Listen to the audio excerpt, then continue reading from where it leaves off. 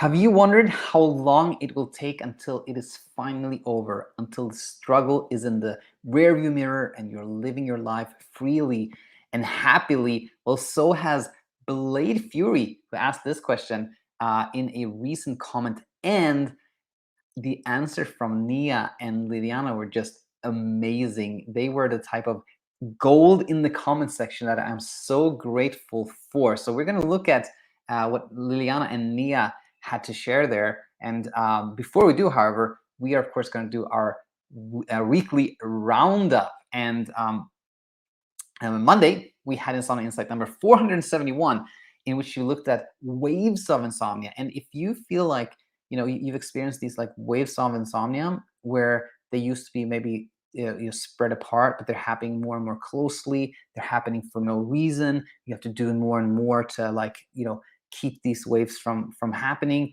then do check out this episode where we introduce priming, a new concept that we haven't talked about before on the channel. So if that sounds familiar, highly recommended. Tuesday, we had Heard Online number 17, in which we looked at what I think is a fantastic study. Really, really great if you have been worried about your performance level after being sleep deprived. In the study we looked at Tuesday, a Canadian researcher has studied how well surgeons operate if they were sleep deprived or not sleep deprived, and the results quite shocking. They were quite surprising to me. And so I highly recommend that one if that sounds familiar to you. Wednesday, we had Insomnia Open Class, where we answer questions from the Natter Nation, from the community, and that is always such a nice time. So nice to get to connect with everyone, and I think there's always practical insights that come from discussion and answering questions. And then yesterday, we had Talking Insomnia number 110, where we talked Momsomnia with Coach Brittany. Her own struggle with sleep really started when she became a mom, and she was told it's important that she gets enough sleep. So if like Momsomnia is a topic that interests you, definitely check it out. And before we actually look at the question, the comment from Blade Fury and the wonderful comments there, how do I don't want to forget to ask you how you like the thumbnail, the new thumbnail. It's actually funny because I did this Heard Online episode last week where I reacted to Andrew Huberman's take on like optimizing sleep.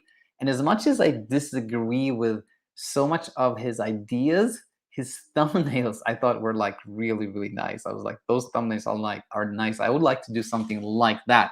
And they're not finished yet, but I'm working on it. But let me know what you think about the new thumbnail. All right, so with that said, let's jump in here and look at some comments that came in actually exactly a week ago.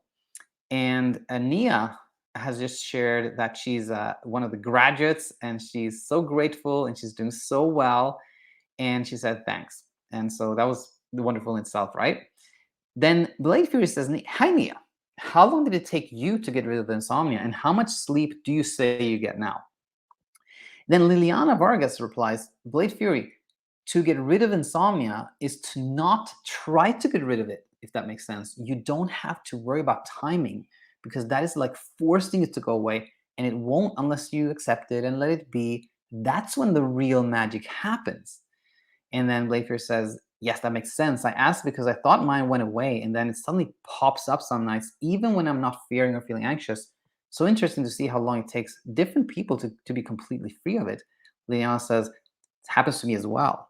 I've been dealing with it for 1.5 years now, and I go for months doing good. Some nights I do bad if I overthink or get scared of not sleeping enough for the next day or work or something important. But what I realized with Daniel's teachings is he says that even if you're not anxious, you can still be awake because of the curiosity if you will sleep or not. That's also a cause for hyperarousal. It's just amazing. It's like seeing the teachings here contextualized and adding her own take on everything is amazing, right?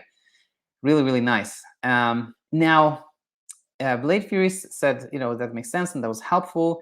And then comes Nia comes back here because Blade Fury had really asked Nia if I'm gonna say she because I'm just making that assumption, correct me if I'm wrong, Nia, but Nia, he asked her if how long it took her. So let's read this amazing comment from Nia.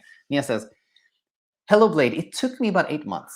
to get back to a norm. The key for me was, all caps, completely embrace the attitude of letting go. I apply it to every single area of my life now, but of course, at that time, it was sleep centered. My mindset was slash is, if I sleep, great. If I don't, great also. I embraced that I was healthy and strong, and my body brain intelligence will take care of itself. And it does. As the coaches say, when your brain researches its exhaustion point, reaches its exhaustion point, you will sleep. My sleep returned gradually, and I allowed it to take as long as it needed, all caps. 3 months in, I went from 1 to 2, I'm assuming hours of sleep, to 3 to 4. 5 months in, 5 to 6, and so on. I now have nights where I get great sleep and nights where I don't get much, but I don't judge my sleep by the hours I think I slept, but by how I feel in the morning. So again, what really helped me was letting go of control and at the same time embracing a knowing within me that my mind and body are intelligent and will bring itself back to a balanced state. I truly believe it's a mindset of freeing yourself of worry.